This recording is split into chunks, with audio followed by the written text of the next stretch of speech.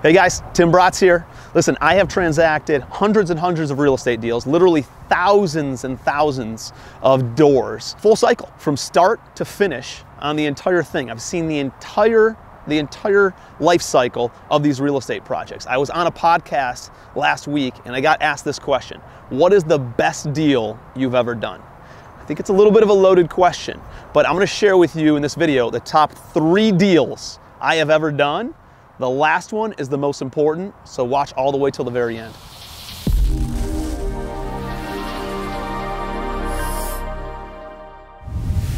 All right, so out of the 3 best deals I've ever done, it's not exactly a specific deal. It's more of a theoretical deal, but it is specific to the deals that I've done as well. So let me share it with you.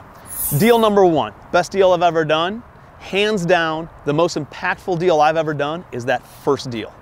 If you have never done a deal, the best and most important deal that you could ever do is that first deal. You got to take it down.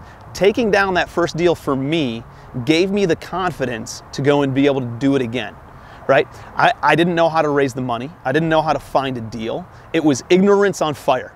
I was going around just asking questions, not worried about what other people thought about me, just trying to figure out, what does this process look like? Contacted a realtor, made some offers on properties on the MLS, made a whole bunch of offers, was told to go and fly a kite and pound sand on many of those offers that I made, but eventually one of them stuck, right? You got to swing the bat in order to hit a home run. One of the offers that I made was on a $25,000 house, literally the cheapest house on the entire MLS. And I made an offer at $14,000. Why? Because the only money that I had at the time was my credit card, and my credit card limit was $15,000. So I was gonna write myself a balance transfer check, not to pay off another credit card, but to actually buy a house on that credit card with a balance transfer check. And so I made an offer at $12,000. They came back at 20. I came up to 14, which was my highest and best, and they ended up accepting it. So that initial deal, I went through the cycle of, how do you find a deal? How do you raise money for a deal? Where do you get the money from? How can you source the capital for a deal?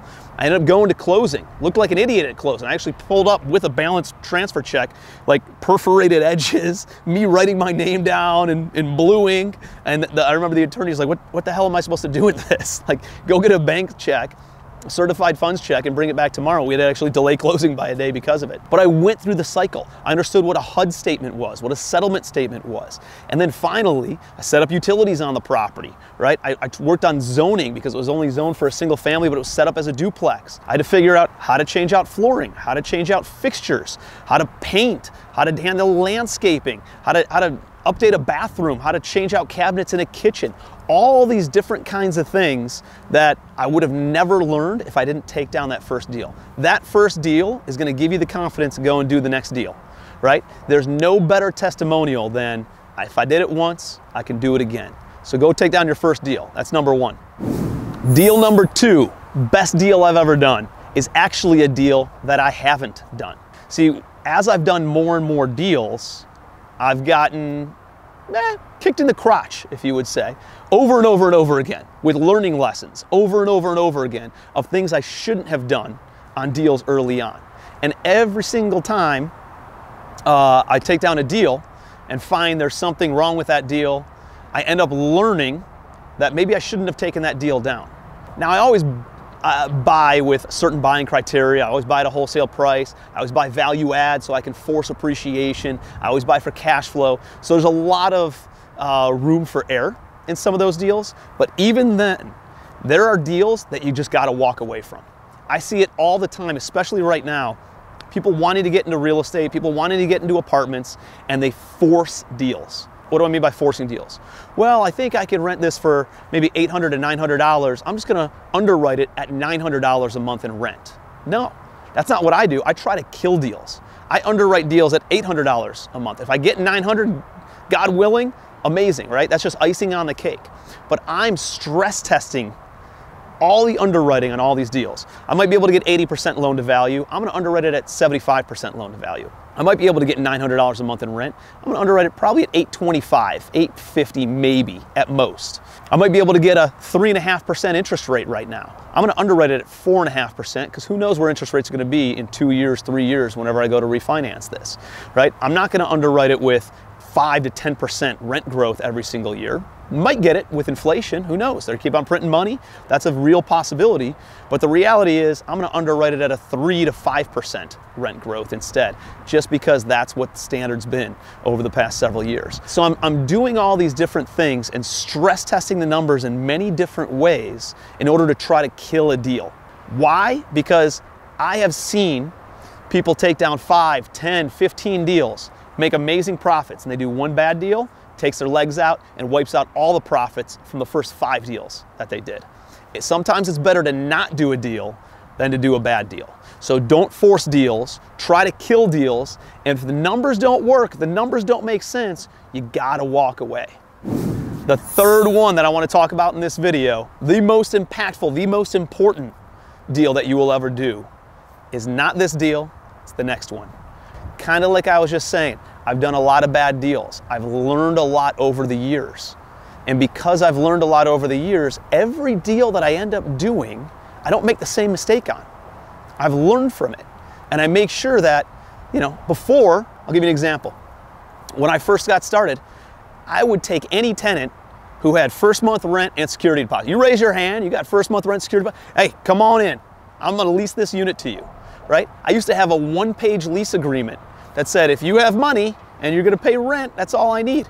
Now I have like a 15-page lease agreement with pictures, before pictures of the unit before the person moves in that they have to sign off on.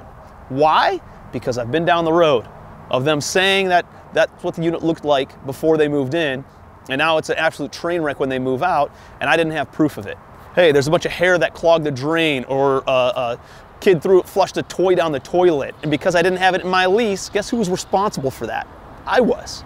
Now I have a longer lease agreement. Now I have things in place to make sure that I don't make those same mistakes over and over again.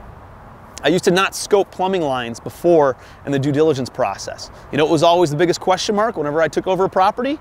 The plumbing always ended up being a major issue and always ended up costing us tens of thousands of dollars. Now we scope all the plumbing lines. I just scoped a plumbing line, a deal I took down last year, 100 units, 105 units in Louisiana. Ended up scoping the plumbing lines, spending $3,000. If I didn't do that deal, that's $3,000 you light on fire. But because we scoped the plumbing lines, we found that there were a bunch of cracks leading out to the street, between the building and the street. And I got a quote from a plumber, $72,000 to fix that during the due diligence period. I went back to the seller and we said, hey, what are we doing about this? He's like, you caught me, right? I didn't know you'd scope those plumbing lines.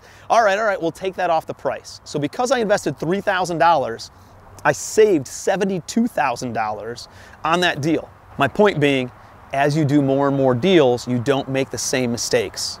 And because you don't make the same mistakes, every consecutive deal that you do is more and more profitable. So you got to stay in the game, right? I see a lot of people, I'm going to give it 12 months, I'm going to give it 24 months, I'm going to give it 36 months. Now, once you become an expert, once you've done so many transactions that you are seen as an expert or an authority in that space, every deal you do becomes more and more and more and more profitable. You make less mistakes, you make more profit, and the success compounds over time. So it's not about this deal, it's not about the last deal, it's about the next deal and the deal after that, and what does this deal lead you to? So the takeaway here, the 3 best deals that I've ever done, ready for it? 1 was the first deal. Make sure you're taking action and just go out and do a deal. 2, don't do bad deals. It's better to walk away from a deal than to do a bad deal. Number 3, the next deal. Always thinking about what is next in the path of progress, right? Moving forward, moving the needle forward, growing your net worth, doing deal after deal, because every deal you end up doing ends up being more successful, more profitable than the deal before, because you've been through the cycle. You've been around the block enough times where you know opportunities inside and out, what's gonna win, what's not gonna win. So those are the 3 best deals. I know you're probably looking for like specific deals, but I think that's more impactful than me giving you actual specific deals. 3 best deals you could possibly take down. That's what I'd say. Hey, if you got a lot of value out of this, please share it. Please hit the like button. Give me some comments, right? What's your biggest takeaway in the comment section below? And if you know anybody else who might get some value, please share this with them. Appreciate you. Love you. Until next time, be your best.